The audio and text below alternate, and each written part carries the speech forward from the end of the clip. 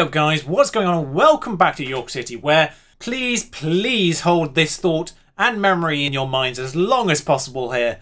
On the grandest of stages in Wembley Stadium, London, York 4, Chelsea. Spoilers for last episode, I suppose. Didn't think about that one. Never mind. If you haven't watched yesterday's episode, pretend you didn't see this. But just remember this once we get to after the intro.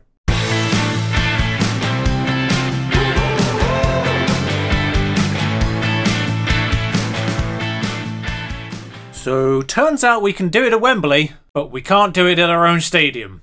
You know what the worst part of this is? We didn't have a single shot on target in the second half, and Fabio Silva's injury time goal in that first half was their only shot at that point. That injury time goal changed the entire match. Chelsea suddenly realised they could actually do this, and practically shut us out in the second half, while scoring again. But we got the one that matters, we got the trophy, so I say we got the one that matters. We are now 5 points behind Manchester United as a result. We haven't played our game this week yet. That's what's happening next. There's been a change of plans because reasons. We'll get to that in a second. If we win this game, we move back to 57 points and we're 2 points behind Manchester United, who, I've had a look, have one of the easiest run-ins I've ever seen.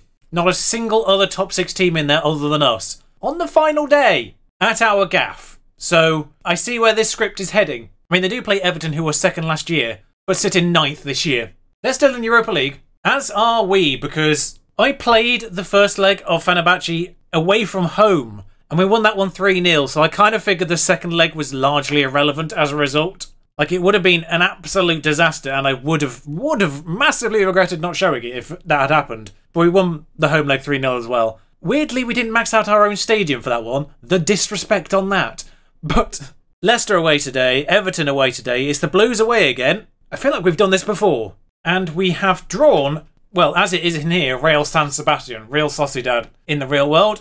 And that's the order everything was drawn in. When they drew us 5th, the 3 teams remaining, San Sebastian, Man City, Everton. It did cross my mind that it was probably going to end up being Everton there, considering we play them now and in the league later on. Yeah, there was a real chance we'd have 4 games with Everton in this space. It hasn't happened. And even better, the semi-finals look like this.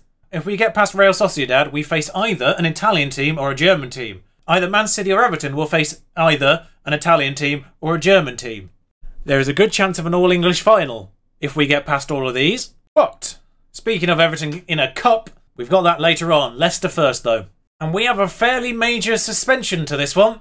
James Grimes picked up a yellow card in the last match, which ruled him out of this. Castillo still got broken ribs, and Gonzalez is doubtful, but that's not a huge deal, really. When you put them up next to each other like this, Dutra edges it. My favourite part of this, by the way, is the fact that both 3 stars, but one of them is a fringe player and could still improve, the other is an important player and could still improve. Exactly the same. And when you literally put them side by side, you can see Dutra has the goalkeeping edge. Slightly less determined, though, slightly less team-based, and not as good on the physical front.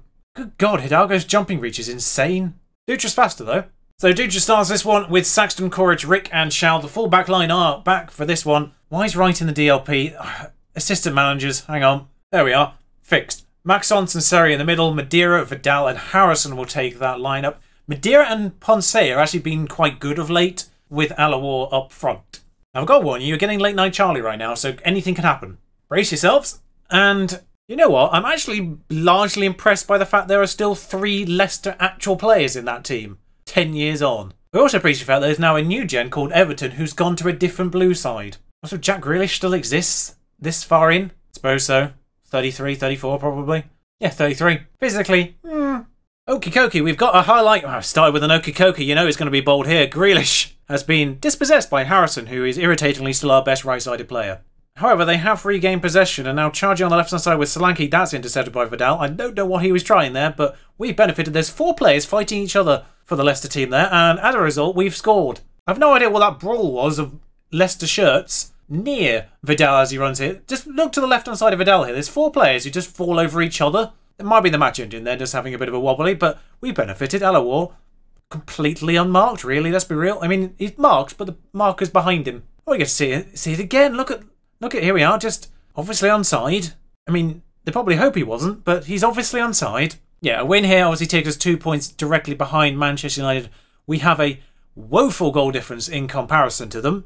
And if we stay 2 points behind them, by the end of this season, I will be A, amazed, and B, dreading that final match with them. Seri, off to Shao on this right-hand side. I do love his prowess. Look, here he is, charging. Alawar nearly does it again, really. The highlight didn't end, folks. Shao has got to Ndidi and CS. I'm not saying it. Soyonku, I don't know. Oh, Solanke's through. And resulting corner. Safely held. It's also worth noting Liverpool are now breathing down our necks as a result of the Chelsea loss, of course. They're 1 point behind us, provided we win this. If we don't win this, then we're behind them anyway.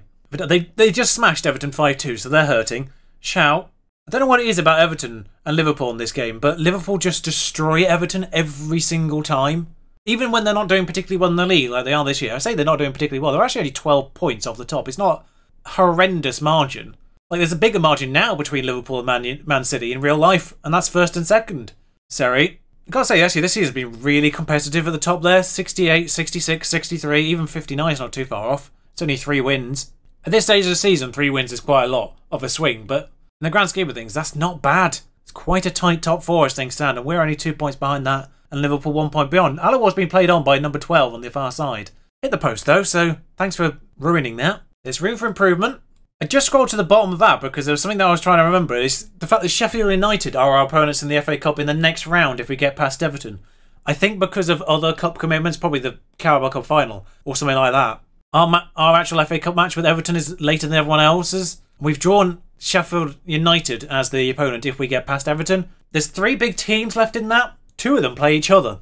I forget which 2. I know Tottenham's one of them, but I forget which one they got matched up with. I think Man City is still in it. I can't remember the third of the 3, which of the 3 traditional Big 6 teams are still in that now. But anyway, Seri, Shao, facing the wrong way with that started at him, but so weirdly enough, this is probably one of the better years to have a crack at the FA Cup as well. Just as like it was with the Carabao.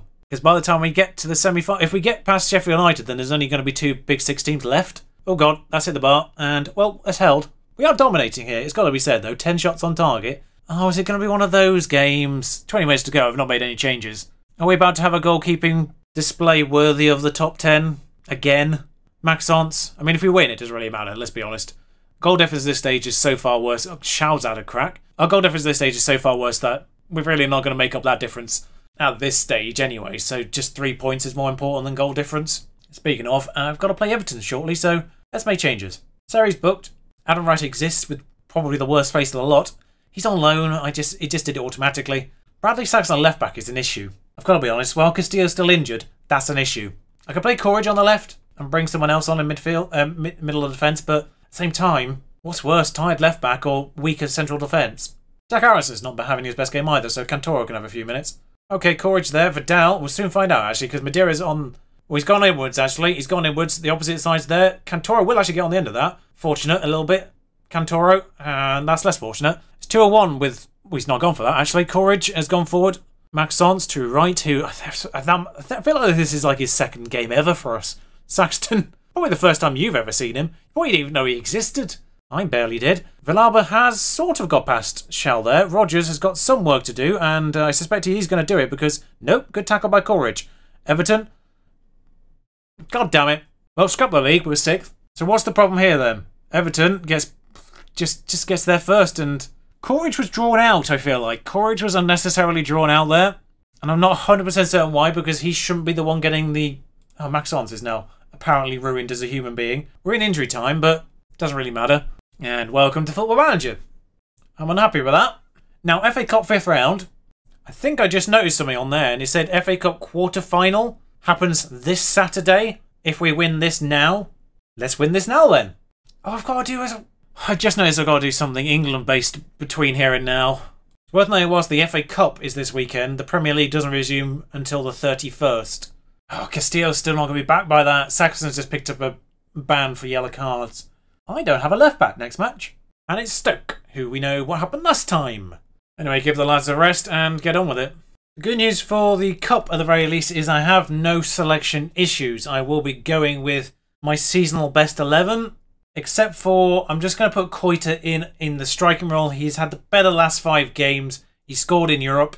Just sort of keeping that position as fresh as possible. You know what? Ponce on the left just slightly edges Madeira as well. They're actually playing a defensive formation, which is slightly irritating because I was considering going defensive. Now, I've just had to deal with about 15, 20 minutes worth of choosing players for England. It's the first two qualifiers against the two worst sides in the group, so I gave a little bit of a chance to new people. A little bit. Also, a little bit of a chance to people I cut previously who are having a good season so far. Namely Dele Alli, actually, on that front. Wherever he is, he's having a brilliant season. I don't think he's in England.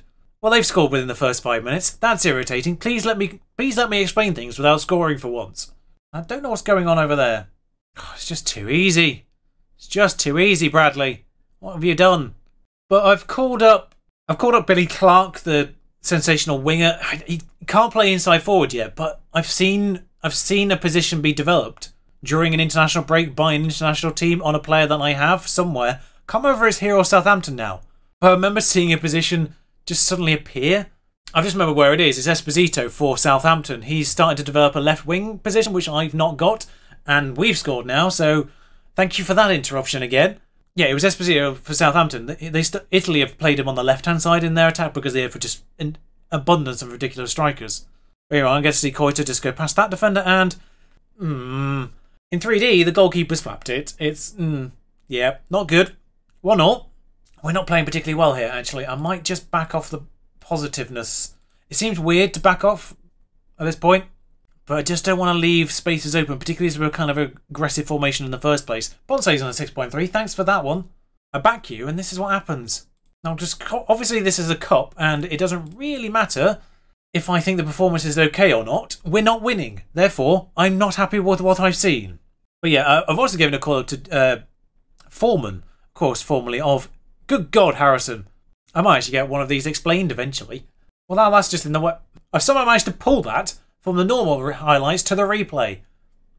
Good Lord. Good job, Harrison. 2-1. But yeah, I've called up Lewis Foreman as well, because Chris Tipple's injured. It's basically the reason, and he's just better than Mason Greenwood, who was already in the side, and with Dele Alli in the side. I don't need as much right-sided cover. Billy Clark, like I say, I'm going to try and play in that inside forward position on the right side. Good God, Koita. Perhaps I should just try and explain every player in my English squad, because it's clearly working for my York team right now, as I'm distracted with other duties. This is baffling. Every time I start explaining a player, a goal is scored. Admittedly not always for us, but that's great work by Koita. Fair enough. 3-1. There's Premier League games going on in the background, by the way. I see Man United are trashing Southampton just at the bottom of that, which is helpful for us, of course, because they're the ones we got to catch. But I think that's it in terms of call-ups. I'll just call... Oh, the main one, of course. I called it up last time because Pickford was injured, but Pickford is back. Pickford is irritatingly still significantly the best goalkeeper England has, but the younger one, which was too old for the under-21s that I found at Swansea, is still better than both Dean Henderson and Marcus Dewhurst now. Don't know if he was then. He had a January move to Bournemouth, which I only caught once it was done. I'm going to do that thing that I said I was going to do last time. And mind you, Saxon's not available, and the next match just burn him out. Oh no, because we've got to play the FA Cup again in 3 days. Courage on the left. And just because Ponce's not playing particularly well, Madeira as well. Yeah, so Charles Baxter is his name. He had a January move to Bournemouth, which I only just caught as it went through. They have too many players on this counter-attack, and Keane's just gone past number 3 as if he wasn't even there. Thankfully, Hidalgo's in goal. So it's good news for Charles Baxter, at least. He's now England's number 2. Yeah, he was on my shortlist, of course, because I as England manager, I kind of wanted to sign him because A, he counts as non-foreign, and B, it would be useful to both England and York if I had the same goalkeeper to develop consistently there. This is going to go in. Oh, it's hit the post. But Dutra obviously now isn't non-foreign anyway, so that's worked out for us. Although he now has 2 Argentine backups, which kind of undoes that entire point. Koita in the box. Vidal. Is he going to have a repeat? Nope. Seri. What? What was that? Why did he pass backwards to Harrison there? Keane's headed over as well. 1 minute of extra time left. I've not made the third change, but sod it at this point. Too late. And next match will be against Sheffield United then. Because it's literally in 3 days in the game, I don't know what I want to do about it. I might... there's an option where I play it and then skip the Stoke game, or I just ignore Sheffield United entirely as a game, considering they are worse than us. They're in the relegation spot, so they probably don't really want to be caring about the FA Cup at this point of the season. We have actually mugged them off there a little bit. And there we are, there's that confirmation, played in 3 days' time. Could have got 2 goals. Because what I'm thinking for tomorrow's episode is I just play through all of these, because there's so many cup games right now. We should be beating Sheffield United. If we don't beat them, then that's on me, really, if we don't get to see that. Stoke, of course, we've already played this season. It was stupid. I don't want to have to go through that rigmarole again. San Sebastian first leg, fine, whatever. Wolves, okay. But what I'm really thinking here is Tottenham first leg. What I'm thinking here is Tottenham and then the Sociedad second leg, because we do play at home for the first one. So depending on how tetchy that is, it could be super interesting for the second leg with Sociedad. And then if we get through this, if we get through the FA Cup quarterfinal, I don't know where the semis pop in actually. Somewhere later on, I think. It's gonna be cup chaos if we get through everything here towards the end of the season. Wouldn't it be amazing if we won every single competition and then ended up 7th? Then ended up in the Champions League just because we won the Europa League? Or the Europa League again because we won the FA Cup? And don't get me wrong, we've still got 10 points clear on Arsenal. So I don't think 7th. I mean, realistically, hopefully we won't bottle that badly. But 6th, imagine, yeah, if we got 6th and won the Europa League. I think the Europa League is now our focus a little bit. I mean, the FA Cup is wide open with the teams left in it. I'll just show you, by the way. It's Man City, Tottenham, and then Man United have Bournemouth. You're a Championship, I just realised. I thought that Baxter move was to the Premier League. Never mind. Shout out to Coventry, by the way. So yeah, I think that's what I'm going to do next time. We're going to play Tottenham in the league because obviously that's a match near the top and that's super important. They're all important at this point. And then the second leg of Sociedad. Until then, ta-ra.